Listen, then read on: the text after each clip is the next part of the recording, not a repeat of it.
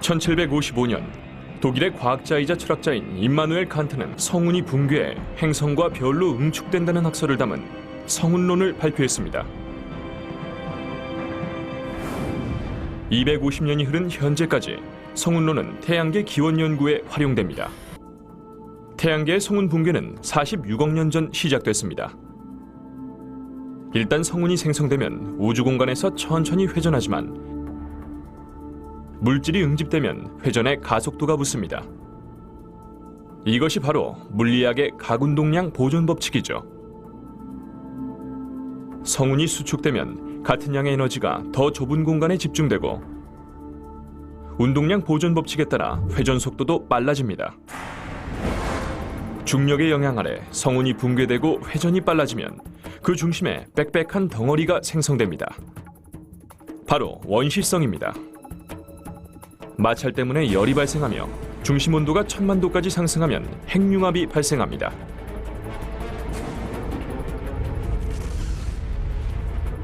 (45억 년) 전 우리 별이 탄생한 시점이죠. 수소 원자 융합으로 헬륨이 생성되는 과정에서 광자가 방출됩니다. 이때 처음 빛을 내뿜은 태양은 이후 40억 년간 태양계를 비췄습니다. 이 거대한 핵 용광로는 160만 킬로미터 멀리까지 열기를 뿜어냈습니다. 멀리서 관찰하면 평온해 보이는 이 과정을 통해 태양 에너지가 초기 태양계 전역으로 서서히 방출됐습니다. 최근 연구에 따르면 태양계 탄생은 평온함과 거리가 멀었습니다. 우주를 뒤흔들 만한 격렬한 과정을 통해 태양이 탄생했기 때문이죠. 또 다른 별의 폭발이 탄생의 기원이었습니다. 그 전에 우주를 탄생시킨 태초의 엄청난 폭발이 존재했습니다. 바로 빅뱅입니다. 빅뱅으로 생성된 수소와 헬륨이 융합해 중원소를 탄생시킵니다. 규모가 큰 별이라면 폭발로 생을 마감하면서 우주의 장관을 연출합니다. 죽어가는 별은 핵반응을 거치며 그동안 생성한 원소를 융합해 중원소를 만들고 폭발하면서 이런 원소를 우주로 분출합니다. 별이 생성되는 가스층은 이런 과정을 통해 탄생하지만 가스층이 10개 퍼지는 탓에 붕괴를 촉발하는 원인을 밝히긴 힘듭니다. 태양계는 초신성 곁에서 강렬한 에너지의 소용돌이 가운데 형성됐습니다. 초신성 폭발의 충격파가 20광년 이내의 우주를 진동시켰습니다. 은하계의 대폭발이었습니다. 놀랍게도 이런 엄청난 폭발의 파괴력이 태양계 생성의 바탕이 됐습니다. 폭풍파는 빗자루로 먼지를 쓸듯 결합된 물질을 분산시켰습니다. 폭풍파가 우리 성운의 물질을 휩쓸었다면 압력이 가중돼 중력이 작용하면서 가스층이 붕괴됐을 가능성도 있습니다. 가스층 내부에선 초기 태양이 소용돌이치며 행성이 생성되기 시작했습니다. 덩어리가 산맥 크기 정도로 뭉치면 강력한 중력을 발산합니다. 정전기보다 훨씬 강력한 힘이라 전체 과정이 가속화됩니다.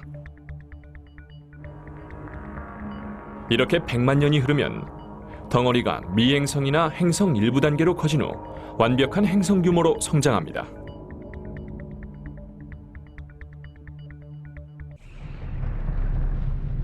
중력은 전방향으로 균등한 힘을 발산하므로 중심으로 물체를 끌어당기는 현상이 발생합니다. 따라서 중력이 세지면 전체 형태를 구체로 변형시킵니다. 태양계의 모든 행성도 이처럼 완벽한 구체를 형성합니다. 직경이 480km를 넘으면 다른 형태를 갖추긴 불가능합니다. 동일한 원반 터전에서 생성된 행성은 모두 둥근 형태지만 각기 독특한 세계로 완성됩니다. 바위 투성이 화성에서 가스로 가득 찬 목성까지 다양하죠. 이런 특성은 기본 물리법칙에 따라 좌우됩니다. 각 물질이 고유한 온도에서 응축된다는 법칙입니다. 신생별 주변의 물질은 고온의 가스 형태로 존재합니다.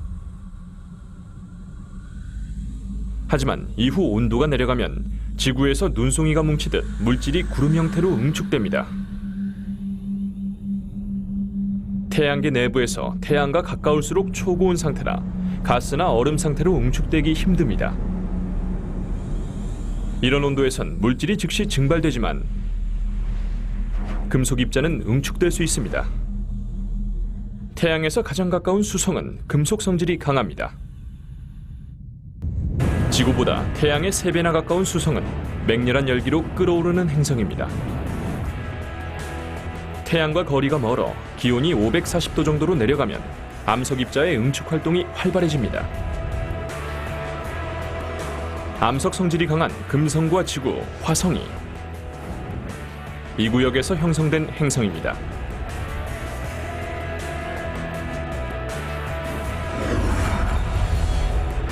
수성보다 4,800만 킬로미터 떨어져 태양을 공전하는 금성은 환경이 쾌적할 거라 여겨집니다.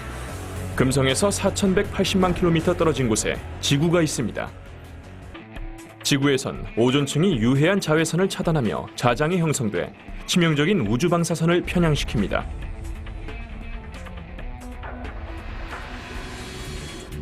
태양계에서 거대한 달을 가진 행성도 지구뿐입니다.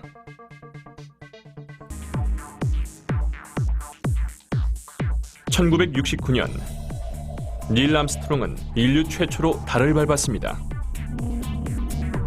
아폴로 우주비행사들이 채집한 월석을 분석한 후에야 달의 생성 과정이 밝혀졌습니다. 월석 샘플 분석 결과 한때 지구에 있던 물질이 달에 존재한다는 사실이 입증됐습니다. 45억 3천만 년 전 신생지구는 화성 크기의 물체인 테이아와 정면 충돌을 앞두고 있었습니다. 이는 지구가 뒤집힐 만한 충격으로 엄청난 충돌 여파로 수십억 톤의 암석이 지구 중력을 벗어나 우주로 배출됐을 겁니다.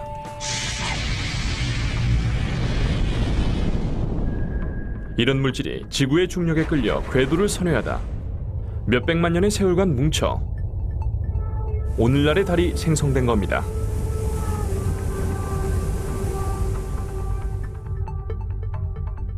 이는 태양계 초기 수없이 많은 물체가 혼잡한 궤도를 선회하며 충돌했다는 증거입니다.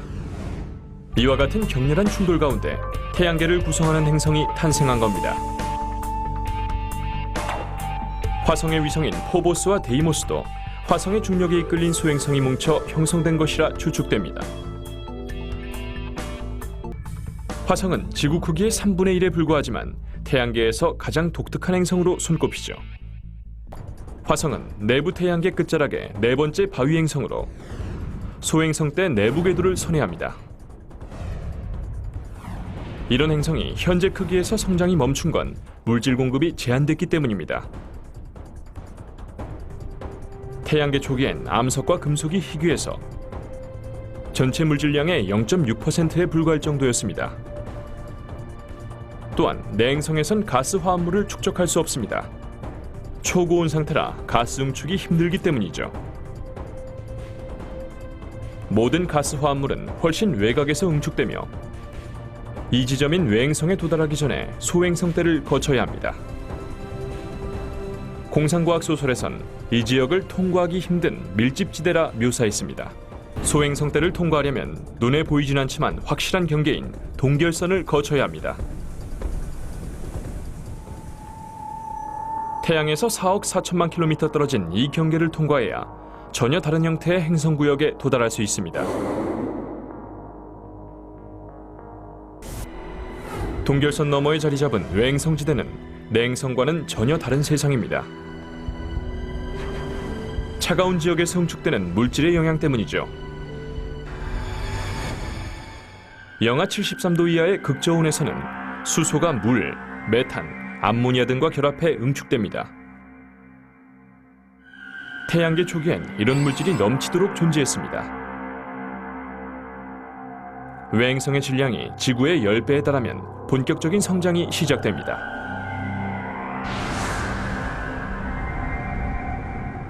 이런 핵심 질량에 도달하면 중력이 급증하며 무수한 먼지를 흡수합니다. 눈덩이 효과처럼 행성이 커질수록 더 많은 가스를 빨아들이게 됩니다. 빠르게 초대형 행성으로 성장해 질량의 90%가 가스로 구성되면 거대 가스 행성이라 불립니다. 그중 목성의 규모가 가장 큽니다. 거대 행성인 목성의 질량은 지구의 300배 이상이며 부피는 1000배가 넘습니다. 홀 레비스는 거대한 목성의 규모가 인류에게 득이라고 설명합니다. 목성의 강력한 중력이 작용해 내행성으로 향하는 해성의 궤도를 변화시키기 때문입니다.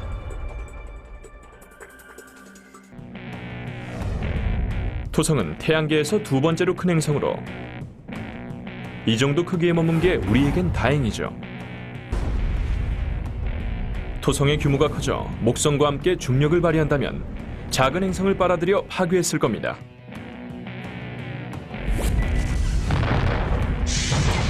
다행히 토성은 파멸의 길을 피해 태양계에서 핵심 위치를 차지할 정도로만 성장했습니다.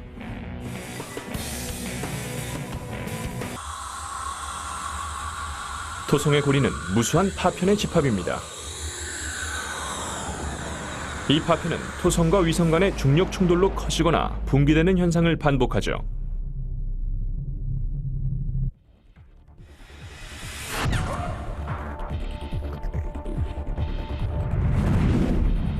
토성보다 2배 가까이 태양에서 떨어진 천왕성은 해왕성과 함께 가스 함량이 적은 얼음 행성입니다. 천왕성이 청록색의 평원 형태를 보이는 건 대기권 상층의 메탄층 덕분입니다. 이보다 외곽에 자리 잡았다면 가스 행성이 아닌 거대 얼음 행성이라 불렸겠죠. 천왕성의 평균 기온은 영하 210도가량입니다. 명왕성이 외소 행성으로 강등된 이래 푸른 해왕성이 태양계 최외곽 행성으로 자리 잡았습니다. 최근까지도 이 행성들이 태양계 끝자락에 위치했다고 평가했습니다. 태양계에서 440억 킬로미터 떨어진 카이퍼대에는 7만여 개로 추산되는 얼음 물체가 존재합니다. 이보다 태양에서 1000배쯤 떨어진 곳에 정체불명의 오르트 성운이 존재합니다. 무수히 많은 해성의 집합체죠. 이곳 해성은 대부분 행성과 같은 생성 단계를 거쳐 태양 근처에서 탄생했을 겁니다. 하지만 신생 목성과 토성의 중력 때문에 머나먼 궤도를 선회하며 태양계 끝자락을 맴돌고 있습니다. 오르트 성운의 최외곽은 마지막 남은 변경으로 평가되며 태양에서 일광년 가까이 떨어져 있습니다. 태양계 너머에도 수많은 항성과 주변 행성이 존재합니다. 태양계가 지금처럼 진화하지 않았다면 인류는 사라지고 재와 가스, 먼지만 존재했을 수도 있습니다. 과연 인류의 미래는 어떻게 될까요? 50억 년 후 연료가 바닥난 태양은 우주로 확장돼 내 행성을 집어삼킬 겁니다.